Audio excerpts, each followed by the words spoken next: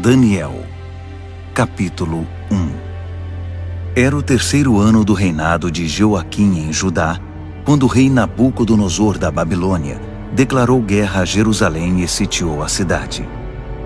O Senhor entregou o rei Joaquim de Judá nas mãos dele, com alguns utensílios do templo de Deus.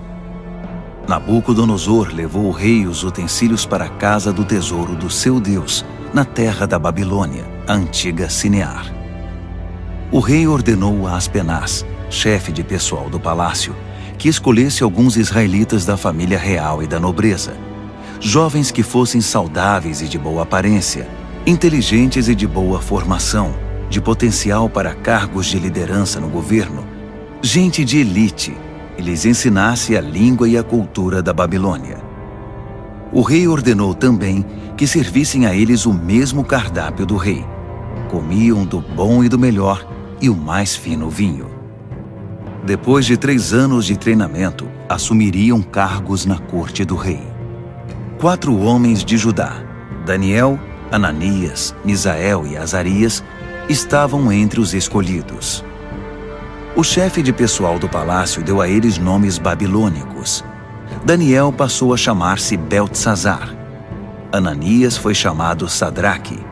Misael foi chamado Mesaque. E Azarias foi chamado Abed-nego. Mas Daniel decidiu que não iria ficar impuro com a comida do rei, nem beber o vinho dele. Por isso pediu ao chefe de pessoal do palácio que o autorizasse a não comer do cardápio do rei. Pela graça de Deus, o chefe de pessoal do palácio gostou de Daniel e autorizou, mas o advertiu. Tenho medo que meu senhor, o rei, possa fazer. Foi ele quem determinou esse cardápio. E se perceber que vocês não estão saudáveis como os outros, vai pedir minha cabeça. E então Daniel apelou ao responsável que havia sido designado pelo chefe de pessoal do palácio para cuidar dele, de Ananias, Misael e Azarias. Faça uma experiência conosco por 10 dias. Traga apenas vegetais e água. Depois nos compare com os jovens que se alimentam do cardápio do rei e tome sua decisão. O responsável por eles concordou e os alimentou com vegetais e água durante 10 dias. Ao final dos 10 dias, eles tinham aparência melhor e pareciam mais saudáveis que todos os outros. Assim, o responsável continuou a dispensá-los da comida e da bebida do cardápio do rei e servia-lhes apenas vegetais. Deus deu a esses 4 jovens conhecimento e habilidades em todas as áreas, tanto teórica quanto prática. Além disso, Daniel tinha o dom de interpretar todo tipo de visões e sonhos. Ao final do tempo determinado pelo rei para o treinamento, o chefe de pessoal do palácio os levou para a presença de Nabucodonosor. Quando os entrevistou, o rei os achou muito melhores que todos os outros. Ninguém estava tão bem quanto Daniel, Ananias, Misael e Azarias. E assim eles assumiram suas responsabilidades na corte do rei. Sempre que o rei os consultava sobre qualquer assunto, teórico ou prático, eles se mostravam 10 vezes melhores que todos os magos e encantadores do reino juntos. Daniel continuou no serviço do rei até o 1º ano do reinado do rei Ciro. Daniel, capítulo 2. No 2º ano do seu reinado, o rei Nabucodonosor teve alguns sonhos que o estavam deixando maluco, tanto que ele nem conseguia mais dormir. Chamou então todos os magos, encantadores, feiticeiros e astrólogos da Babilônia para que interpretassem seus sonhos. Quando estavam todos na presença do rei, ele disse: Tive um sonho e não consigo tirá-lo da cabeça. Não vou conseguir dormir até saber o que significa. Os astrólogos, falando em aramaico, disseram: Que o rei viva para sempre. Conte-nos o sonho e vamos interpretá-lo. O rei respondeu: Meu decreto é este. Se vocês não conseguirem me dizer qual é o sonho e me dar a interpretação, vou fazer picadinho de vocês e destruir suas casas. Mas se me contarem o sonho e derem a interpretação, vou encher vocês de presentes e serão muito honrados. Então, digam-me qual foi o sonho e me deem a interpretação.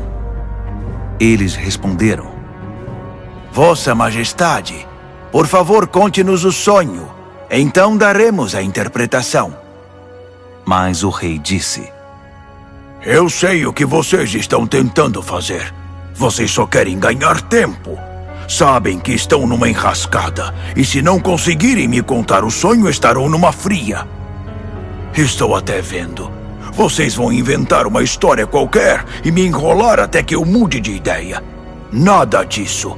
Primeiro me contem o sonho, e então vou saber se são capazes de me dar a interpretação ou se estão só me enrolando. Os astrólogos responderam: Ninguém em nenhum lugar do mundo pode fazer o que o rei está pedindo. E nenhum rei jamais pediu uma coisa dessas a nenhum mago, encantador ou astrólogo. O que Vossa Majestade está pedindo é impossível, a não ser que algum deus o revele. E os deuses não vivem no meio de gente como nós. A resposta deixou o rei furioso. Ele perdeu a paciência e ordenou que todos os sábios da Babilônia fossem executados.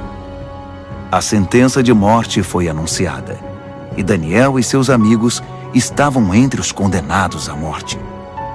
Enquanto Arioque, chefe da guarda real, fazia os preparativos para a execução, Daniel sabiamente chamou-o de lado e lhe perguntou o que estava acontecendo. Por que o rei deu uma ordem como essa, tão de repente? Arioque explicou a razão de tudo, e Daniel foi procurar o rei, pedindo um pouco de tempo para que pudesse interpretar o sonho. Daniel foi para casa e contou a seus amigos, Ananias, Misael e Azarias, o que estava acontecendo. Ele pediu que orassem ao Deus dos céus por misericórdia, para solucionar o mistério, e assim poderem escapar da morte. Naquela noite, a solução do mistério foi revelada a Daniel numa visão. Daniel louvou ao Deus dos céus, dizendo: Bendito é o nome de Deus para todo sempre. Deus é sábio e todo-poderoso. Ele muda as estações e conduz a história. Escolhe reis e também os depõe. Ele dá tanto a sabedoria quanto o discernimento. Ele abre as profundezas, revela os segredos, conhece o que há na escuridão. A luz transborda dele. Ó Deus dos meus antepassados, a ti toda a minha gratidão e todo o meu louvor. Tu me tornaste sábio e forte, e agora nos mostraste o que pedimos. Tu resolveste o mistério do rei. Assim Daniel voltou a falar com Arioque, o encarregado da execução. Ele disse: Cancele a execução. Leve-me ao rei. Eu vou interpretar o sonho dele. Arioque não perdeu um minuto. Correu ao rei, levando Daniel com ele, e disse: Achei um homem entre os exilados de Judá que pode interpretar o sonho. O rei perguntou a Daniel, cujo nome babilônico era Beltesazar: Você tem certeza de que pode fazer isto? Contar o sonho e interpretá-lo? Daniel respondeu ao rei: Nenhum homem pode decifrar o mistério do rei, quem quer que seja, sábio, encantador, mago ou astrólogo. Mas há um Deus no céu que revela os mistérios, e ele me revelou. Ele está mostrando ao rei Nabucodonosor o que vai acontecer no futuro. Este é o sonho que o rei teve, a visão que encheu sua mente. Enquanto Vossa Majestade estava deitado na cama, ó rei, vieram ideias sobre o que vai acontecer no futuro. Aquele que revela mistérios mostrou ao rei o que vai acontecer. Mas a interpretação foi dada por meu intermédio, não porque eu seja mais sábio que qualquer outra pessoa, mas para que o rei saiba o que significa e entenda o que sonhou. O que viu, ó rei, foi uma enorme estátua em pé na sua frente, muito impressionante, mas também apavorante. A cabeça da estátua era de ouro puro, o peito e os braços eram de prata, o ventre e os quadris eram de bronze. As pernas eram de ferro, e os pés eram uma mistura de barro com ferro. Enquanto você estava olhando para a estátua, uma pedra que se soltou por si só da montanha, sem que ninguém o fizesse, atingiu a estátua, esmigalhando os pés de ferro e barro. Então tudo desmoronou e ficou em pedaços. O ferro, o barro, o bronze, a prata e o ouro. Ficou tudo como restos amontoados, relegados ao esquecimento. Mas a pedra que atingiu a estátua tornou-se uma grande montanha que dominava o horizonte. Esse foi o sonho. Agora vamos à interpretação do sonho. Ó Rei, Vossa Majestade é o soberano mais poderoso da terra. O Deus do céu deu tudo ao Senhor: governo, poder, força e glória. Ele o designou responsável pela humanidade e por todos os animais do campo e as aves do céu, no mundo todo. O rei é o cabeça de todos os governantes. É a cabeça de ouro. Mas seu reino será tomado por outro reino, inferior ao seu, e este por um terceiro, o reino de bronze, que governará toda a terra. Por fim, um quarto reino, forte como o ferro, assumirá o poder. Assim como o ferro despedaça tudo que atinge, esse vai quebrar, esmigalhar e pulverizar todos os reinos anteriores. Mas os pés e os dedos dele, que são uma mistura de ferro e barro, significam que o reino será dividido, mas ainda haverá a força do ferro. Assim como os dedos eram de ferro e de barro, o reino terá uma parte forte e outra frágil. Esse reino fará alianças, mas não darão certo. Não conseguirá se unir a nenhum outro reino, assim como o ferro e o barro não se misturam. Mas no tempo desses reinos, o Deus do céu edificará um reino que nunca será destruído, nem nunca será dominado por outro. No final, esmagará os outros reinos, destruirá todos eles e será eterno. Será como a pedra que se soltou por si só da montanha, sem que ninguém o fizesse, que esmigalhou o ferro, o bronze, o barro, a prata e o ouro. O grande Deus fez o rei saber o que vai acontecer no futuro. Essa é a revelação exata do sonho, e também a interpretação correta. Quando Daniel terminou, o rei Nabucodonosor, perplexo, prostrou-se com o rosto no chão diante de Daniel. Ele ordenou uma oferta de sacrifícios e de incenso em honra a Daniel e declarou: Seu Deus realmente é o Deus de todos os deuses, o Senhor de todos os reis, e Ele revela todos os mistérios. E eu sei, porque você decifrou o mistério. Então o rei promoveu Daniel a um elevado cargo no reino. Encheu-o de presentes e o empossou como governador de toda a província da Babilônia e chefe de todos os sábios da Babilônia. A pedido de Daniel, o rei designou Sadraque, Mesaque e Abednego para postos administrativos em toda a Babilônia, enquanto Daniel permaneceu no palácio real. Daniel, capítulo 3. O rei Nabucodonosor construiu uma estátua de ouro com 27 metros de altura e 2,70 metros de largura. Ele a ergueu na planície de Dura, na província da Babilônia. Em seguida ordenou a todos os líderes importantes da província que comparecessem à cerimônia de dedicação da estátua.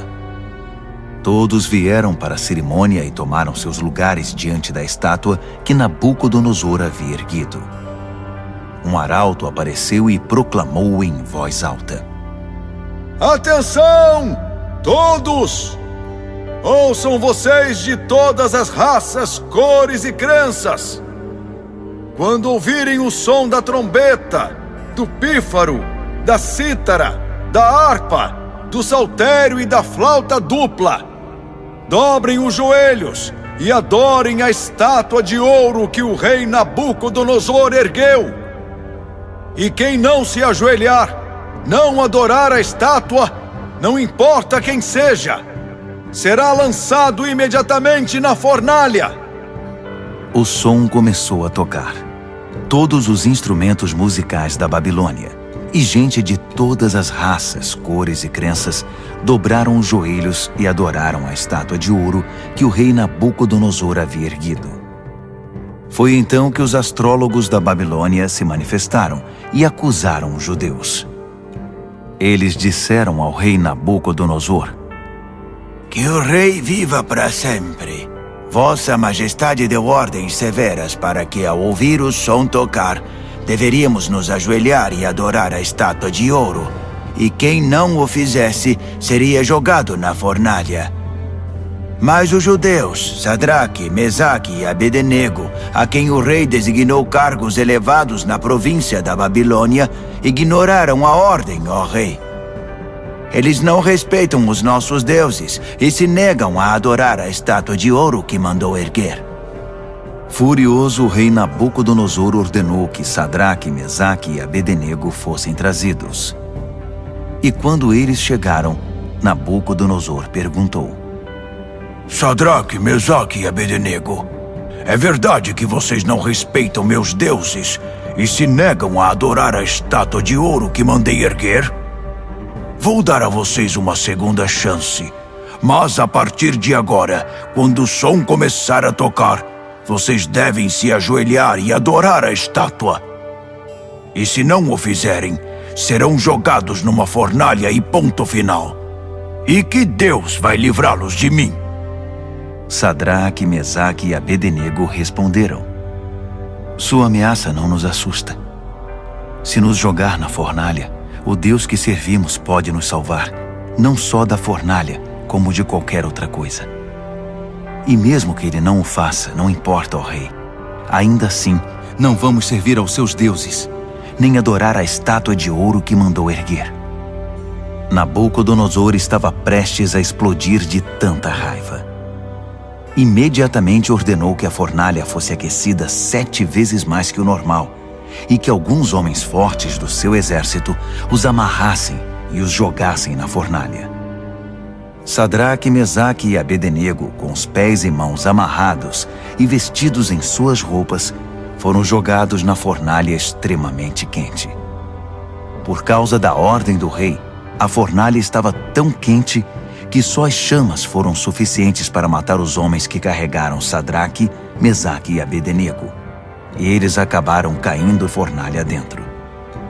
De repente, o rei Nabucodonosor levantou-se num salto e perguntou: Não jogamos 3 homens com os pés e as mãos amarrados?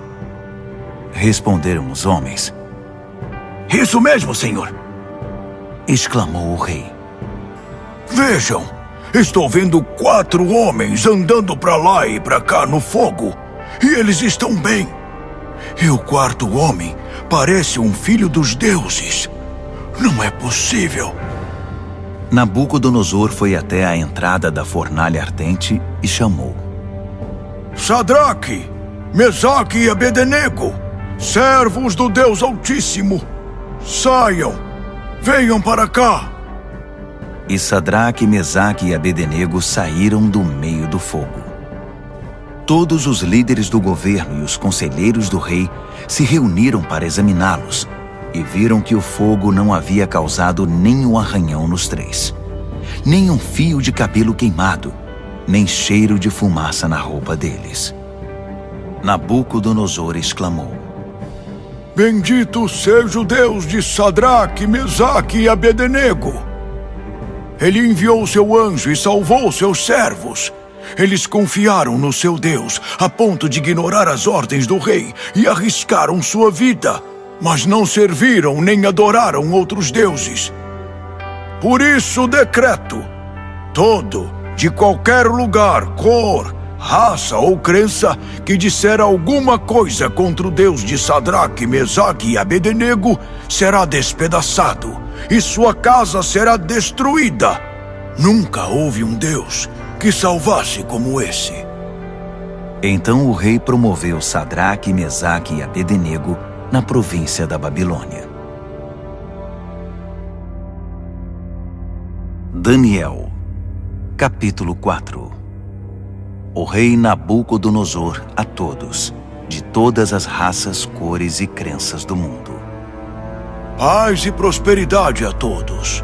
É um privilégio contar a vocês os grandes milagres que o Deus Altíssimo fez por mim. Seus milagres são impressionantes e suas maravilhas surpreendentes. Seu reino dura para sempre e seu governo soberano é eterno. Eu, Nabucodonosor, vivia tranquilo no meu palácio, mas tive um sonho, quase um pesadelo, que me deixou abalado. Mandei buscar todos os sábios da Babilônia para que interpretassem o sonho. Quando todos estavam reunidos, magos, encantadores, astrólogos e adivinhos, contei-lhes o sonho, mas ninguém conseguiu dizer o significado. Mas veio Daniel, um homem cheio do Espírito Santo Divino, e contei a ele o sonho. O seu nome babilônico é Beltesazar, assim chamado em homenagem ao meu Deus. Beltesazar, eu disse, chefe dos magos, sei que você é um homem cheio do Espírito Santo Divino e que não há mistério que você não consiga desvendar. Ouça este sonho que eu tive e interprete-o para mim. Isto foi o que vi deitado na minha cama. Havia uma grande árvore no centro do mundo. Eu olhei e a árvore cresceu, tornando-se maior ainda. Seu topo alcançava o céu e era visto de todos os lugares da terra. Suas folhas eram belas e seus frutos fartos, produzindo comida suficiente para todos. Os animais se abrigavam debaixo dela e as aves faziam ninhos nos galhos. Todo mundo dependia dela. E enquanto eu ainda estava deitado, vi também isto. Um anjo desceu do céu e ordenou: derrubem a árvore, cortem seus galhos, arranquem suas folhas e espalhem seus frutos. Caçem os animais que estão debaixo dela e espantem os pássaros de seus galhos, mas deixem o toco e as raízes presos com ferro e bronze junto à relva do campo. Deixem que ele seja molhado pelo orvalho do céu e se alimente de capim com os animais. Que ele perca a mente humana e seja como um animal, e assim seja até que se passe 7 tempos. Os anjos anunciam esse decreto, as santas sentinelas trazem essa sentença, para que todos que vivem saibam que o Deus Altíssimo tem domínio sobre os reinos dos homens. Ele conduz tudo conforme seu querer, e de gente simples faz poderosos. Isso é o que eu, rei Nabucodonosor, sonhei. Beltesazar, agora é sua vez de interpretar o sonho para mim. Ninguém entre os sábios da Babilônia conseguiu ver sentido algum nele, mas tenho certeza de que você pode interpretá-lo, pois é cheio do Espírito Santo Divino. Daniel, Beltesazar, ficou tão apavorado por um momento que nem conseguia falar. Disse o rei: Beltesazar, fique calmo. Não deixe que o sonho e a interpretação o assustem. Disse Beltesazar: meu senhor, gostaria que esse sonho fosse sobre seus inimigos e a interpretação para seus adversários. A árvore que você viu e que cresceu e ficou tão alta que o topo alcançava o céu, visível dos 4 cantos da terra. A árvore de folhagem viçosa e fartos frutos, suficiente para todos. A árvore sob a qual os animais buscavam refúgio e na qual as aves faziam seus ninhos. É o Senhor, ó Rei. Vossa Majestade é a árvore. Você cresceu e ficou forte. Sua Majestade atinge o céu e seu governo se estende aos 4 cantos da terra. E os anjos que desciam do céu proclamando: derrubem a árvore, destruam-na, mas deixem o toco e suas raízes na terra, presos com ferro e bronze junto à relva do campo. Deixem que ele seja molhado pelo orvalho do céu e que se alimente de grama com os animais durante 7 tempos. Isso, ó Rei, também se refere ao Senhor. Significa que o Deus Altíssimo proclamou uma sentença contra o rei. Será tirado do convívio dos homens e viverá com os animais. Se alimentará de capim como os bois e se molhará com o orvalho do céu. Isso durará 7 tempos, e o Senhor aprenderá que o Deus Altíssimo tem o domínio dos reinos dos homens e conduz tudo conforme seu querer. A parte sobre o toco da árvore e suas raízes que são deixados significa que seu reino ainda será devolvido depois que o Senhor reconhecer que é Deus quem tem domínio sobre tudo. Portanto, ó rei, aceite meu conselho. Abandone seus pecados e comece a viver diferentemente. Deixe essa vida de maldades. Viva com justiça e cuide dos necessitados e desamparados. Só assim o Senhor continuará a viver tranquilo. Tudo isso aconteceu ao rei Nabucodonosor. Passados apenas 12 meses, ele estava andando pela sacada do Palácio Real na Babilônia e, de repente, exclamou orgulhoso: Olhe para tudo isto. É a grande Babilônia. E eu a construí sozinho, como capital do meu reino para minha honra e glória. Assim que as palavras saíram da sua boca, ouviu-se uma voz do céu: Esse é o decreto contra você, rei Nabucodonosor. Seu reino foi tomado de você. Você será tirado do convívio dos homens. Viverá com os animais do campo e comerá capim como boi. A sentença é para 7 tempos, o suficiente para você aprender que o Deus Altíssimo tem domínio sobre os reinos dos homens e põe no trono quem ele quer. Isso aconteceu imediatamente. Nabucodonosor foi tirado da convivência dos homens, comeu capim como boi e se molhou com o orvalho do céu. Seu cabelo cresceu como as penas da águia, suas unhas como as garras do falcão. Ao final daquele período, eu, Nabucodonosor, olhei para o céu, recobrei o juízo e bendisse o Deus Altíssimo, agradecendo e glorificando ao Deus que vive para sempre.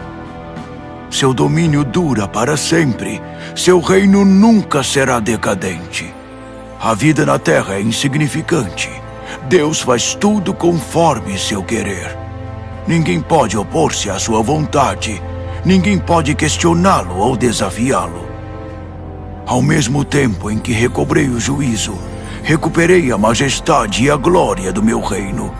Todos os líderes e gente importante vieram me ver. Fui restabelecido como rei no meu reino e me tornei maior que antes. E é por isso que eu, Nabucodonosor, canto e louvo ao Rei do Céu. Tudo o que ele faz é justo, e ele o faz da maneira certa. Ele sabe como tratar gente orgulhosa e tem o poder para torná-los humildes. Daniel, capítulo 5. O rei Belsazar convidou Mil de seus nobres para um grande banquete. O vinho era muito bem servido. Então Belsazar, que já estava alto por causa do vinho, ordenou que as taças de ouro e prata que seu pai Nabucodonosor havia tomado do templo de Deus em Jerusalém fossem trazidas para que ele, seus nobres, suas mulheres e concubinas pudessem beber nelas. Quando as taças de ouro e prata foram trazidas, o rei, os nobres e aquelas mulheres começaram a usá-las. Beberam seu vinho e, já bêbados, louvaram seus deuses de ouro, prata, bronze, ferro, madeira e pedra. Naquele exato momento, os dedos de uma mão humana apareceram e começaram a escrever na parede rebocada do palácio, na parte mais iluminada. Quando o rei viu a mão escrevendo na parede, ficou pálido, muito assustado. Suas pernas ficaram bambas, tremiam sem parar, e os joelhos batiam um no outro. Ele gritou para que chamassem os encantadores, os astrólogos e os adivinhos, e prometeu: Quem conseguir ler esta escrita na parede e me disser o que significa, será famoso e rico. Ganhará um manto de púrpura e uma bela corrente de ouro, e será o terceiro mais importante do reino. Todos tentaram, mas ninguém conseguiu enxergar um sentido nas palavras escritas na parede. Ninguém conseguia entender o que estava escrito, muito menos interpretá-lo. Então o rei ficou apavorado, pálido, em completo estado de choque. Os nobres também estavam em pânico. A rainha soube que o rei e os nobres estavam em estado de choque e veio ao salão do banquete. Ela disse: "Que o rei viva para sempre. Não se assustem, não fiquem aí sentados pálidos desse jeito. Há um homem no reino que é cheio do Espírito Santo divino. Durante o reinado do seu pai, ele ficou conhecido pelo seu brilho intelectual e por sua sabedoria espiritual. Ele era tão capaz que seu pai, o rei Nabucodonosor, fez dele o chefe de todos os magos, encantadores, adivinhos e astrólogos. Não havia ninguém como ele. Ele conseguia fazer qualquer coisa: interpretar sonhos, decifrar mistérios, explicar enigmas. Seu nome é Daniel, mas o rei mudou o nome dele para Beltesazar. Mande chamar Daniel. Ele vai ler o que está escrito aí." Assim Daniel foi chamado. O rei perguntou: "Você é Daniel, que foi um dos exilados que meu pai trouxe de Judá? Já ouvi falar que você é cheio do Espírito Santo, tem uma mente brilhante e é incrivelmente sábio. Os sábios e encantadores foram trazidos aqui para ler esta escrita na parede e interpretá-la, mas nenhum deles conseguiu ler nada. Mas ouvi dizer que você interpreta sonhos e decifra mistérios. Então, se você conseguir ler e interpretar, será um homem famoso e rico. Ganhará o manto de púrpura e uma bela corrente de ouro, e será o terceiro mais importante do reino."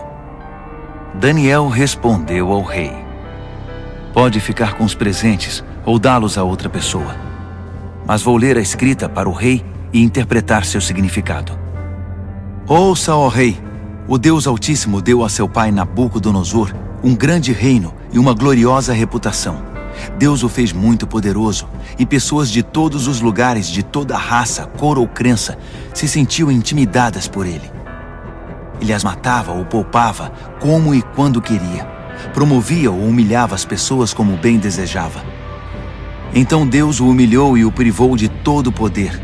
Ele foi tirado do convívio dos homens e passou a viver como animal. Comeu capim como boi e se molhou com o orvalho do céu até aprender esta lição: que o Deus Altíssimo tem domínio sobre os reinos dos homens e põe no trono quem ele quer. Você é filho dele, sabe de tudo isso, mas é tão arrogante quanto ele no seu pior momento. Olhe para você mesmo.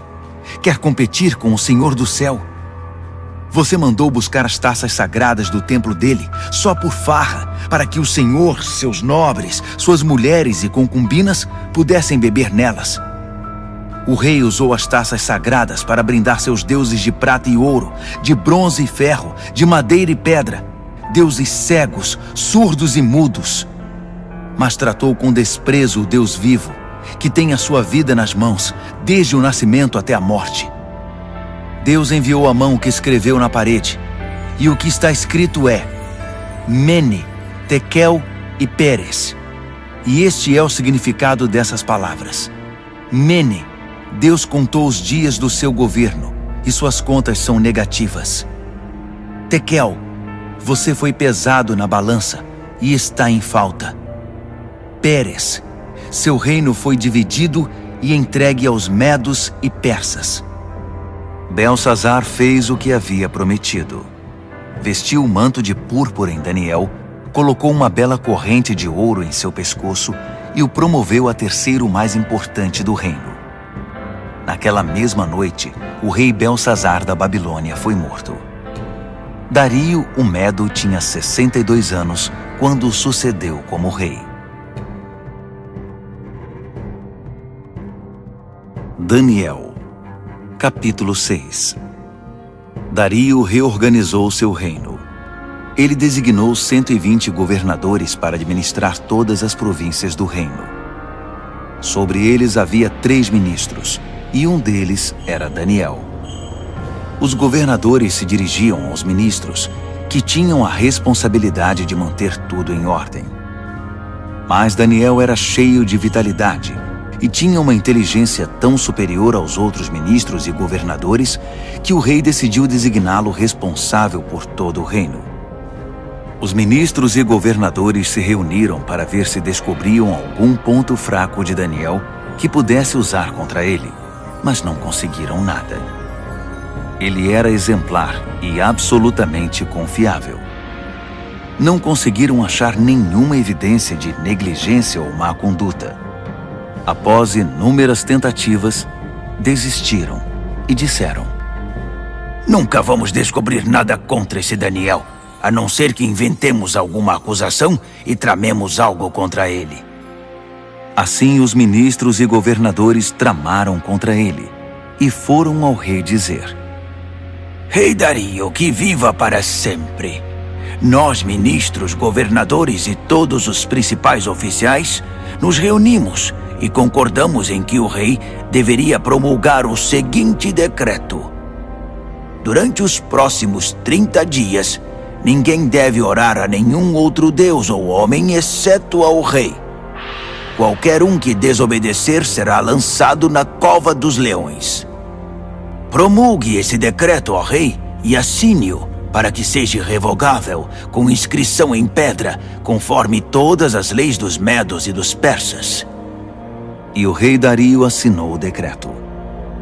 Daniel soube que esse decreto havia sido promulgado, mas continuou a orar como sempre fazia. Sua casa tinha janelas no andar de cima, voltadas para Jerusalém. 3 vezes ao dia, ele se ajoelhava ali em oração, agradecendo e louvando a Deus. Os conspiradores vieram e o viram orando, pedindo a ajuda de Deus. Imediatamente foram ao rei e o lembraram do decreto. O rei não assinou uma lei proibindo qualquer pessoa de orar a qualquer deus ou homem, exceto ao rei durante 30 dias? E qualquer pessoa que fosse apanhada fazendo isso seria jogada na cova dos leões? O rei confirmou. Com certeza, como inscrição em pedra, conforme todas as leis dos medos e dos persas. Então eles disseram: Daniel é um dos exilados judeus. Ignora sua ordem e desafia sua lei. Ele ora 3 vezes ao dia. O rei ficou desconcertado e tentou de todas as formas livrar Daniel da complicação em que o havia colocado.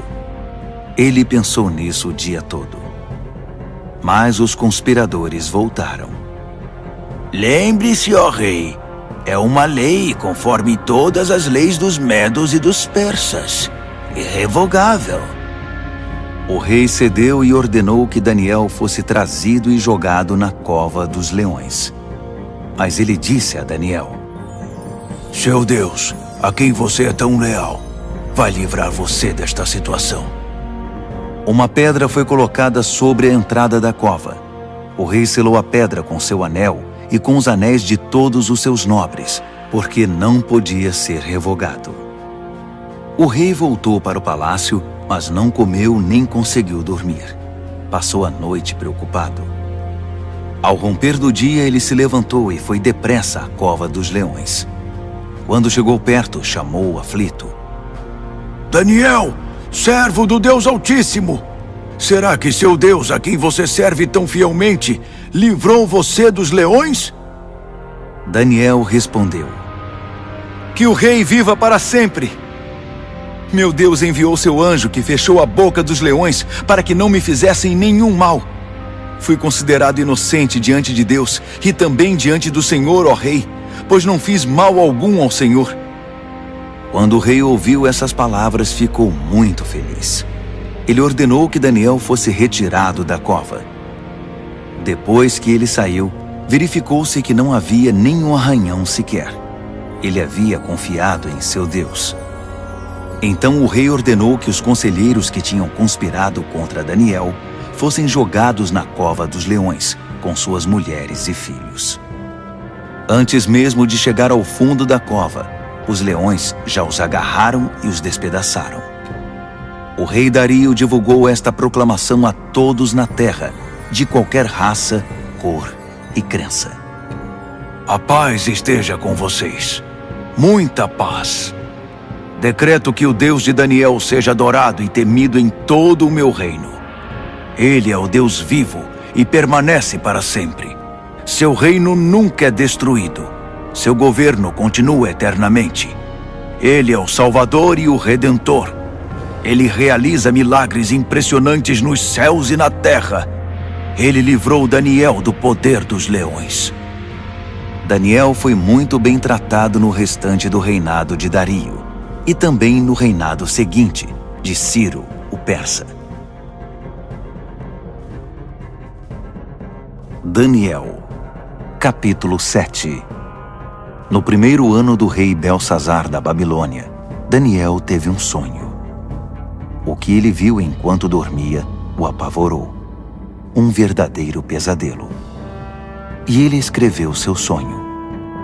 No meu sonho, naquela noite, vi os 4 ventos dos céus soprando e formando uma grande tempestade no mar. 4 animais enormes, diferentes uns dos outros, subiam do mar. O primeiro animal parecia um leão, mas tinha asas de águia. Enquanto eu observava, suas asas foram arrancadas. Ele foi levantado e ficou de pé como um homem. Em seguida, deram-lhe um coração humano. Depois vi um segundo animal, que parecia um urso. Ele se levantou, segurando 3 costelas nas mandíbulas, e recebeu esta ordem: ataque, devore tudo, encha a barriga. Em seguida vi outro animal. Parecia um leopardo. Tinha 4 asas como de pássaro nas costas. Esse animal tinha 4 cabeças e recebeu autoridade para governar. Depois disso, um 4º animal apareceu no meu sonho. Esse era apavorante, medonho. Tinha enormes dentes de ferro, triturava e devorava suas vítimas. Qualquer coisa que sobrava no chão, ele pisava e esmagava. Era diferente dos outros animais, um verdadeiro monstro. E tinha 10 chifres. Enquanto eu observava os chifres, tentava imaginar o que significavam. Nasceu nele outro chifre, mas este era pequeno. 3 dos chifres que já tinha foram arrancados para dar lugar a ele. Havia olhos humanos no pequeno chifre e uma boca grande que falava com arrogância. Enquanto eu observava tudo isso, tronos foram estabelecidos e um ancião tomou seu lugar. Suas roupas eram brancas como a neve, o cabelo alvo como a lã. Seu trono estava envolto em chamas. As rodas brilhavam intensamente. Um rio de fogo jorrava do trono. Milhares de milhares o serviam. Milhões o atendiam. Pediu-se silêncio no tribunal e os livros foram abertos. Continuei observando. O chifre pequeno falava com arrogância e enquanto eu observava, o monstro foi morto e seu corpo foi lançado no fogo. Os outros animais viveram ainda algum tempo, mas não fizeram nada. Não tinham poder para governar. Meu sonho continuou. Então vi alguém, um filho de homem, chegando no meio de nuvens. Ele se aproximou do ancião e foi apresentado a ele. Ele recebeu poder para governar, toda a glória da realeza. Todas as raças, cores e crenças lhe serviram e o adoraram. Seu reinado será para sempre, não terá fim. Seu governo real nunca será destruído. Mas quanto a mim, Daniel, fiquei perturbado. As visões me deixaram apavorado. Por isso eu me aproximei de alguém que estava perto e perguntei o significado de tudo aquilo. E ele me deu a interpretação. Esses 4 animais enormes, disse ele, significam 4 reinos que aparecerão na terra. Mas a certa altura, o povo santo do Deus Altíssimo receberá o reino e o manterá para sempre. Sim, para sempre. Mas eu queria saber mais. Estava curioso sobre o 4º animal, aquele que era tão diferente dos outros, o monstro medonho com os dentes de ferro e garras de bronze, que engolia o que despedaçava e pisoteava tudo o que via pela frente. E eu queria saber também a respeito dos 10 chifres e do chifre pequeno que nasceu, ocupando o lugar de 3 dos primeiros chifres. Esse novo chifre tinha olhos e com sua boca grande falava de forma arrogante, dominando os outros chifres. Observei que esse chifre fazia guerra contra o santo povo de Deus e levava vantagem sobre eles. Mas o ancião interveio e decidiu a favor do povo do Deus Altíssimo. No final, o povo santo de Deus assumiu o controle do reino. A pessoa que estava perto de mim explicou: o quarto animal é o quarto reino que aparecerá na terra. Será diferente dos 3 primeiros, um reino monstruoso que devorará e pisoteará todos à sua volta. Os 10 chifres são 10 reis, um após o outro, que procederão desse reino. Mas então, outro rei aparecerá. Ele será diferente dos reis anteriores. Começará derrubando os outros reis e blasfemando contra o Deus Altíssimo. Ele perseguirá os seguidores do Deus Altíssimo e tentará eliminar a adoração sagrada e a prática da justiça. O santo povo de Deus será perseguido por ele durante um tempo, 2 tempos e meio tempo. Mas quando for feito silêncio no tribunal, o chifre não terá mais o seu poder e será destruído definitivamente.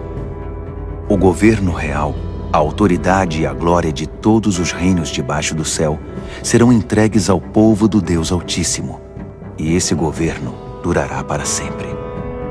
Todos os outros governantes irão servir e prestar obediência a ele. O sonho acabou assim, e eu, Daniel, continuei chocado, como alguém que tinha acabado de ver um fantasma, mas guardei tudo para mim. Daniel, capítulo 8. No 3º ano do reinado de Belsazar, eu, Daniel, tive outra visão. Era a 2ª visão. Nessa visão, eu me vi em Suzã, a capital da província de Elão, diante do canal Ulai. Ao olhar em volta, fiquei surpreso de ver um carneiro diante de mim. O carneiro tinha 2 chifres enormes, um maior que o outro, mas o chifre maior foi o último a aparecer. Fiquei observando enquanto o carneiro avançava, primeiro para o oeste, depois para o norte e então para o sul. Nenhum animal conseguia enfrentá-lo. Ele fazia o que queria e, todo arrogante, posava de rei dos animais. Enquanto eu observava, tentando entender o significado de tudo aquilo, vi também um bode que tinha um enorme chifre no meio da testa. Ele vinha do oeste e percorreu toda a terra, sem tocar o solo uma única vez. O bode aproximou-se do carneiro de 2 chifres que eu tinha visto antes diante do canal e o atacou ferozmente. Observei enquanto ele, louco de raiva, atacava o carneiro. A violência era tanta que ele lhe quebrou os 2 chifres. O carneiro não conseguiu resistir. O bode o derrubou e o pisoteou. Nada pôde salvar o carneiro. Então o bode tornou-se cada vez mais arrogante, e no auge do poder, seu chifre imenso se quebrou, e 4 outros chifres enormes surgiram no lugar, apontando para o norte, o sul, o leste e o oeste. De um desses grandes chifres surgiu outro chifre pequeno, mas o seu poder cresceu até atingir o sul e o leste, e a querida terra prometida. Cresceu tanto que atingiu as estrelas, o exército celestial, e lançou algumas delas na terra e as pisoteou. Ele ousou até desafiar o poder de Deus, o príncipe do exército celestial. Ele acabou com a adoração diária e profanou o santuário. Como castigo pelos seus pecados, o santo povo de Deus também foi atacado por ele. O chifre desprezou a verdade de Deus. Extremamente arrogante, dominou tudo o que via pela frente. Naquele momento ouvi 2 anjos conversando. O primeiro perguntou: quanto tempo vai durar isso? Sem adoração diária, esse castigo devastador pelo pecado? E o povo de Deus e o santuário vão continuar sendo desprezados e pisoteados? O outro respondeu: um período de 2.300 tardes e manhãs. Então, o santuário será restaurado. Enquanto eu, Daniel, estava tentando encontrar um sentido no que via, uma figura humana apareceu diante de mim. Ouvi uma voz de homem que vinha do canal de Ulai e chamava: Gabriel, diga a este homem o que está acontecendo. Explique a visão a ele. Ele veio até mim, mas quando se aproximou, fiquei aterrorizado e me prostrei com o rosto em terra. Ele disse: entenda que esta visão diz respeito ao final dos tempos. Assim que ele falou, eu desmaiei, com o rosto no chão. Mas ele me despertou e me levantou.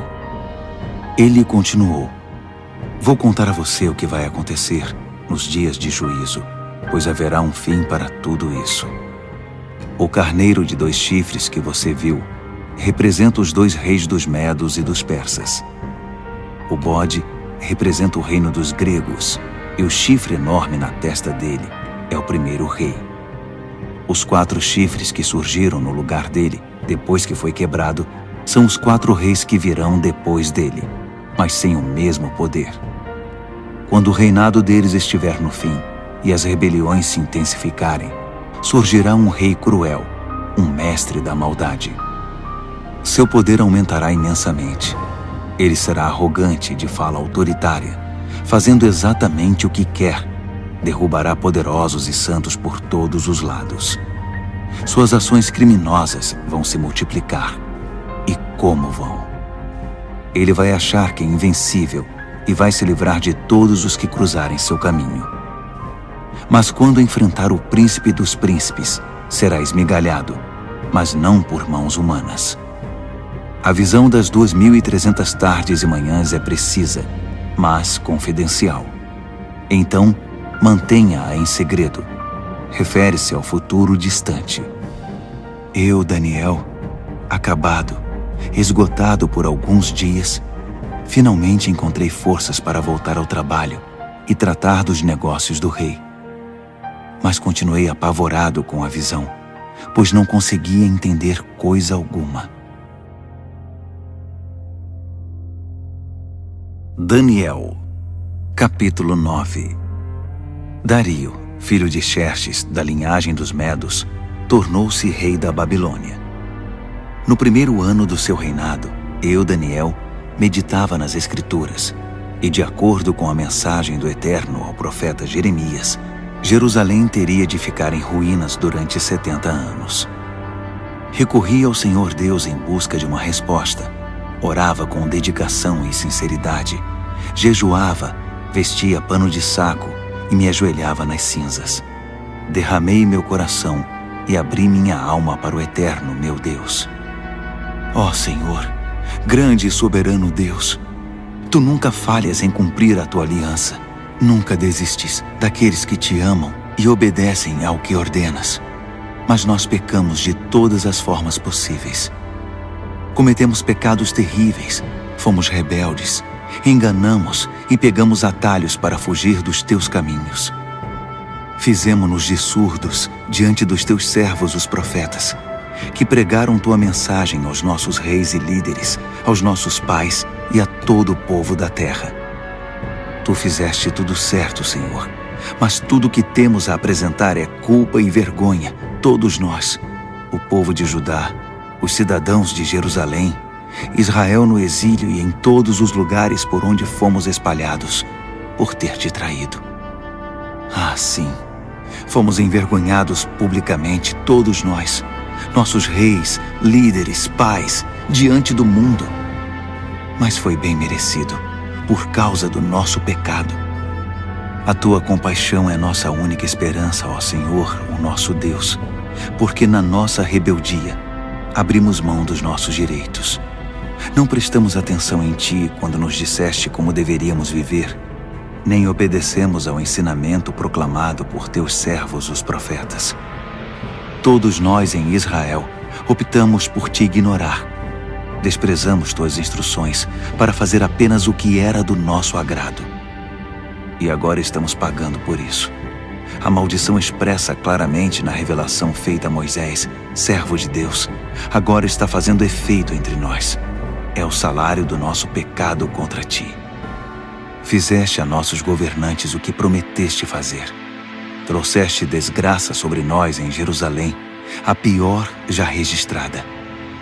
E como estava escrito na revelação de Deus a Moisés, a catástrofe foi total. Nada foi poupado. Nós nos mostramos obstinados no nosso pecado, sem nunca considerar tuas orientações, ignorando tuas advertências. Assim, com razão, deixaste que a desgraça viesse sobre nós com tudo. Tu, ó Eterno, tens todo o direito de fazer isso, pois nós te ignoramos de maneira persistente, com muita culpa no cartório. Ó Senhor, Tu és nosso Deus, pois livraste teu povo da terra do Egito numa grande demonstração de poder. O povo ainda fala nisso. Confessamos que pecamos, que vivemos uma vida de maldades.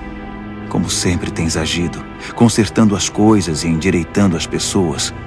Por favor, afasta tua grande ira contra Jerusalém, que é a tua cidade, teu santo monte. Sabemos que foi por culpa nossa que isso aconteceu. Tudo por causa do nosso pecado e do pecado de nossos pais. E agora, estamos envergonhados diante de todos. Somos motivo de zombaria na nossa vizinhança. Por isso, ouve, ó Deus, esta oração sincera do teu servo.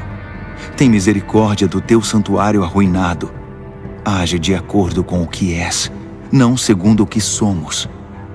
Atende nossa oração, ó Deus. Abre os olhos e observa a nossa cidade arruinada, a cidade chamada pelo teu nome. Sabemos que não merecemos tua atenção. Nosso apelo é a tua compaixão. Esta oração é nossa única esperança. Senhor, ouve-nos. Senhor, perdoa-nos. Senhor, olha para nós e faz alguma coisa. Senhor, não nos desprezes. Tua cidade e teu povo são chamados pelo teu nome. Defende teus interesses. Enquanto eu derramava meu coração, confessando meu pecado e o pecado do meu povo Israel, orava e apresentava toda a minha vida diante do Eterno e intercedia pelo santo monte do meu Deus. Enquanto eu estava mergulhado na oração, Gabriel, o ser semelhante a um homem, aquele que eu tinha visto numa visão anterior, aproximou-se de mim, voando como uma ave na hora da adoração da noite. Ele se pôs diante de mim e disse: Daniel, vim esclarecer as coisas. Assim que você começou sua oração, a resposta foi dada, e agora estou aqui para entregá-la. Você é muito amado, por isso, ouça com cuidado para entender o significado da revelação. 70 semanas estão decretadas para seu povo e sua santa cidade, como forma de conter a rebelião, dar fim ao pecado, arrancar o crime pela raiz, estabelecer a justiça para sempre, cumprir a profecia e ungir o lugar santíssimo. Aqui está o que você precisa entender. Desde o momento em que a ordem for dada para a reconstrução de Jerusalém, até a vinda do líder ungido, haverá 7 semanas. A reconstrução levará 62 semanas, incluindo a construção de ruas e muros. Serão tempos difíceis. Depois das 62 semanas, o líder ungido será morto. É o seu fim. A cidade e o santuário serão arruinados pelo exército do novo líder que chegar. O fim virá de repente, como uma onda enorme. Haverá guerras até o fim, e a desolação estará na ordem do dia. Então, no período de 1 semana, ele fará muitas alianças importantes. Mas na metade dessa semana, ele acabará com a adoração e as orações. No lugar da adoração, irá se instalar a besta da profanação, que permanecerá ali até finalmente ser destruída. Daniel, capítulo 10. No 3º ano do reinado de Ciro, rei da Pérsia, uma mensagem veio a Daniel, cujo nome babilônico era Beltesazar. A mensagem era verdadeira e falava de uma grande guerra. Ele entendeu, pois seu significado veio por revelação. Durante aqueles dias, eu, Daniel, guardei luto por Jerusalém durante 3 semanas. Comi apenas comida simples, sem tempero, e não comi carne nem bebi vinho, Não tomei banho nem me barbeei até que tivessem passado as 3 semanas. No dia 24 do primeiro mês, eu estava de pé diante do grande rio, o Tigre. Levantei os olhos e, para minha surpresa, vi um homem vestido de linho, com um cinto de ouro puro na cintura. Seu corpo brilhava como se fosse esculpido de pedra preciosa. A face era radiante e os olhos vivos e penetrantes como tochas. Os braços e pernas reluziam como bronze polido e sua voz soava como um grande coral. Eu, Daniel, fui o único a vê-lo. Os homens que estavam comigo, embora não estivessem vendo, foram tomados de medo e correram para se esconder, temendo o pior. Quando fiquei sozinho depois dessa visão, abandonado pelos meus amigos, meus joelhos ficaram bambos e o rosto pálido, sem força nenhuma. Quando ouvi o som da sua voz, não resisti e desmaiei. Caí com o rosto no chão. Mas uma mão me tocou e me pôs sobre as mãos e os joelhos. Daniel, ele disse, homem de valor, Deus ama você demais. Levante-se e preste muita atenção à minha mensagem. Fui enviado para falar dela a você. Quando ele disse isso, eu me levantei, mas não conseguia parar de tremer. Fique tranquilo, ele continuou. Não tenha medo. Quando você decidiu se humilhar para receber entendimento, sua oração foi ouvida e eu me dispus a vir até aqui. Mas fui impedido pelo anjo, que é o príncipe do reino da Pérsia, e isso me atrasou por 3 semanas. Mas Miguel, um dos anjos supremos, veio em meu socorro e ficou ali com o anjo, que é o príncipe da Pérsia. Estou aqui para ajudar você a entender o que vai acontecer com seu povo, pois a visão fala do futuro. Enquanto ele falava, fiquei só olhando para o chão. Não conseguia dizer nada. E fui surpreendido por algo parecido com uma mão humana que me tocou os lábios. Então abri a boca e comecei a falar. Quando vi, fiquei apavorado. Minhas pernas ficaram bambas. Eu não conseguia me mexer. Como é possível que eu, um humilde servo, fale com alguém como o Senhor? Estou completamente paralisado. Mal consigo respirar. Aquele ser, que parecia humano, me tocou outra vez e me deu forças. Ele disse, não tenha medo. Fique em paz. Você é amado demais. Tudo vai ficar bem. Tenha coragem. Seja forte. Enquanto ele ainda falava, veio-me coragem e retomei as forças. Então eu disse, pode falar, porque o Senhor me deu forças. Ele disse, você sabe por que vim aqui? Preciso voltar para lutar contra o anjo que é o príncipe da Pérsia. E depois que eu o tirar do caminho, chegará o anjo que é o príncipe da Grécia. Mas antes deixe-me contar a você o que está escrito no livro da verdade. Ninguém me ajuda na minha luta contra esses seres, a não ser Miguel, o anjo, que é o príncipe de vocês. Daniel, capítulo 11. Eu tenho ajudado da melhor maneira possível, desde o primeiro ano do reinado de Dario, rei dos Medos. Mas agora deixe-me dizer como estão as coisas. Outros 3 reis da Pérsia aparecerão, e depois deles um 4º rei, que será muito mais rico que os outros. Quando ele achar que já tem poder suficiente, ganho com sua riqueza, declarará guerra contra o reino da Grécia. Nesse momento, aparecerá um rei poderoso, que dominará um enorme território e conduzirá tudo como bem entender.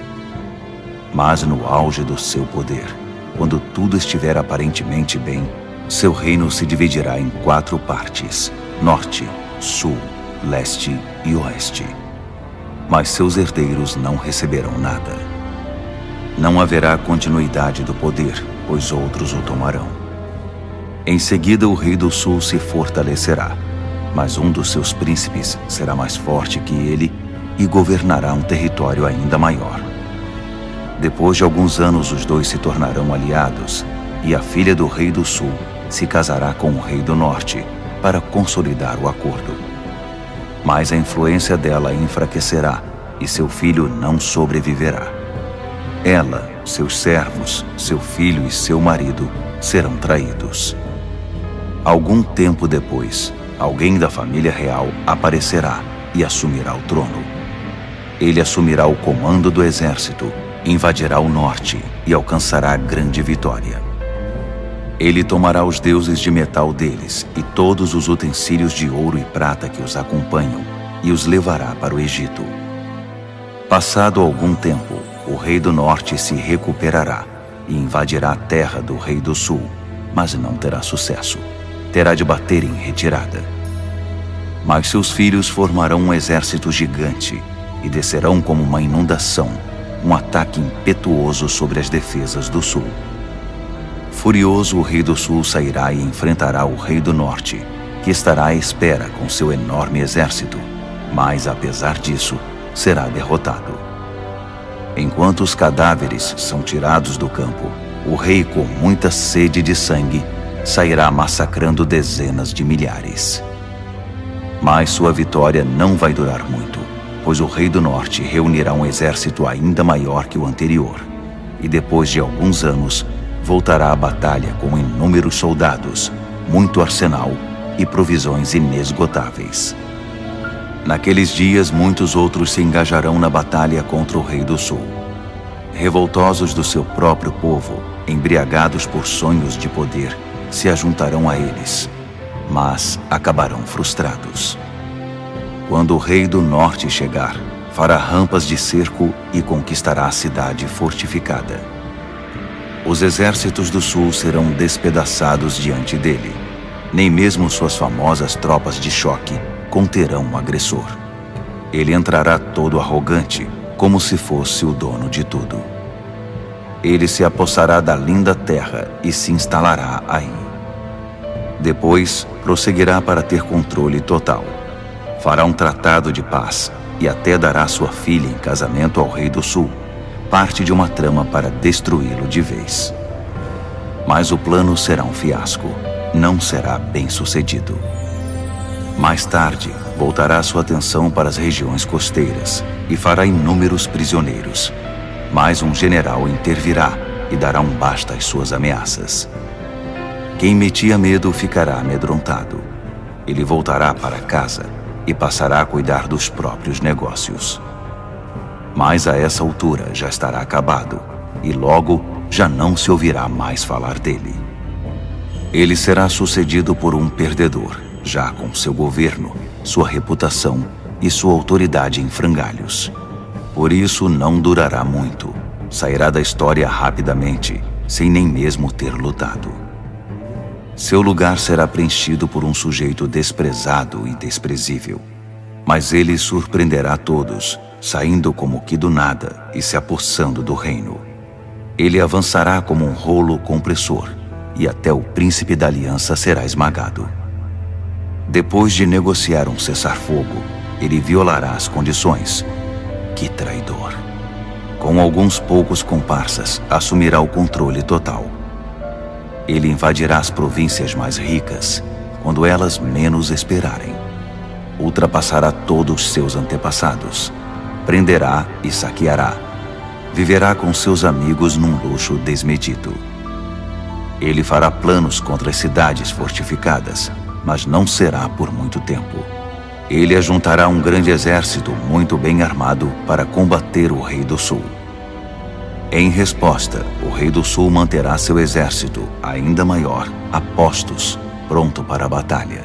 Mas não será capaz de sustentar essa condição por muito tempo, em razão das intrigas nas próprias fileiras. Sua corte estará minada por tramas e conspirações. Assim seu exército será esmagado, e o campo de batalha ficará coberto de cadáveres. Os dois reis, ambos com planos maldosos um contra o outro, vão se sentar à mesa de conferências e negociarão seus engodos. Nada resultará desse tratado, que não passará de um emaranhado de mentiras. Mas ainda não é o fim. a história não acabou. O rei do norte irá para casa carregado de despojos, mas sua mente estará voltada para a destruição da Santa Aliança, enquanto estiver passando pela terra a caminho de casa. 1 ano mais tarde, ele comandará nova invasão ao sul, mas a segunda invasão não será como a primeira. Quando os navios romanos chegarem, ele dará meia volta e retornará para casa. Mas ao passar pela terra, seu ódio contra a Santa Aliança será despertado. Ele fará acordo com todos os que se dispuserem a trair a Santa Aliança, tomando partido deles. Suas forças entrarão marchando e profanarão o santuário e a cidadela. Eles irão banir a adoração diária, substituindo-a pela besta da profanação. O rei do norte honrará os que traírem a Santa Aliança, corrompendo-os ainda mais com sua conversa sedutora. Mas os que forem leais a Deus tomarão posição firme a favor de Deus. Os que mantiverem o bom senso ensinarão o bem às multidões pelo exemplo. Eles serão submetidos a provas terríveis durante um certo período. Alguns serão mortos, outros queimados, alguns exilados, outros roubados. Quando a prova for muito difícil, receberão alguma ajuda, mas não muita. E muitos dos pretensos ajudadores se portarão com indiferença. A provação refinará e purificará os que mantiverem o bom senso e permanecerem leais, porque há ainda mais por vir. Enquanto isso, o rei do norte estará agindo sem impedimento. Ele se levantará a uma posição superior à de qualquer deus, e até mesmo ousará desafiar o Deus dos deuses. Por um tempo isso será tolerado, até que se complete esse tempo de juízo, pois o que foi decretado precisa ser cumprido. Ele não terá respeito algum pelos deuses dos seus antepassados, nem mesmo pelo Deus predileto das mulheres. Desprezando qualquer Deus, o rei do norte se inchará de orgulho e se achará maior que todos eles. Ele chegará a ponto de desprezar o Deus dos santos, e no lugar em que Deus é adorado, colocará em exibição, com generoso ornamento de prata, ouro e pedras preciosas, um Deus novo, do qual nunca se ouviu falar. Marchando sob a bandeira desse Deus estranho, ele atacará as principais fortalezas. Promoverá todos os que seguirem esse Deus, dando a eles cargos importantes e recompensando-os com concessões de terras. Na conclusão dessa história, o rei do sul o enfrentará, mas o rei do norte se lançará contra ele como um furacão, com seus carros e cavalos e uma grande frota de navios, e varrerá tudo que estiver no seu caminho. Ao entrar na linda terra, as pessoas cairão diante dele como peças de dominó. Só Edom, Moabe e alguns amonitas escaparão. Ele vai avançar, dominando país após país. Nem o Egito escapará. Ele confiscará o ouro, a prata e todos os bens valiosos do Egito. Os líbios e os etíopes cairão com ele. Mas nesse momento, relatos perturbadores virão do norte e do leste e o farão entrar em pânico. Furioso, ele se apressará em suprimir a ameaça. Mas assim que armar suas tendas entre o mar Mediterrâneo e o Monte Santo, inúmeras tendas reais, ele encontrará seu fim. E não haverá uma alma viva por perto para ajudá-lo. Daniel, capítulo 12. Esse será o momento quando Miguel, o grande anjo, que é o príncipe defensor do seu povo, entrará em cena. Será um tempo de desgraça, a pior desgraça que o mundo já conheceu. Mas seu povo será salvo da desgraça, todos os que tiverem o nome escrito no livro. Uma grande multidão, composta daqueles que já morreram e foram sepultados, acordará. Alguns para a vida eterna, outros para a vergonha eterna. Homens e mulheres que viveram de forma sábia e justa brilharão como a noite sem nuvens, repleta de estrelas. E os que conduziram outras pessoas ao caminho certo brilharão como estrelas para sempre. Este é um relato confidencial, Daniel, para seus olhos e ouvidos somente. Mantenha-o em segredo. Guarde o livro fechado à chave até o final. Nesse ínterim, haverá uma busca frenética para se tentar entender o que está acontecendo. Enquanto eu, Daniel, ouvia tudo isso, apareceram 2 seres, um do lado do rio em que eu estava e o outro do outro lado. Um deles perguntou a um terceiro homem vestido de linho que estava acima das águas do rio: até quando vai continuar essa história intrigante? O homem vestido de linho, que estava acima das águas do rio, levantou as mãos para o céu. Ouvi quando ele jurou solenemente pelo Eterno que seria um tempo, 2 tempos e meio tempo, e que quando o opressor do povo santo fosse derrubado, a história chegaria ao seu final. Ouvi tudo isso claramente, mas não entendi. Por isso perguntei: Senhor, pode me explicar isso? Continue a fazer o que está fazendo, Daniel. Ele disse: a mensagem é confidencial e será guardada a chave até o fim, até que tudo chegue à sua conclusão. O povo será purificado e renovado, mas os maus continuarão sendo maus, sem ter a menor ideia do que está acontecendo. Já os que viverem de forma sábia e justa entenderão tudo. A partir do momento em que a adoração diária for abolida do templo e a besta da profanação for introduzida no seu lugar, vão se passar 1290 dias. Abençoados os que persistirem pacientemente durante os 1335 dias. E você prossiga em sua jornada, sem ficar ansioso ou preocupado. Fique tranquilo. Quando tudo tiver passado, você se levantará para receber sua recompensa.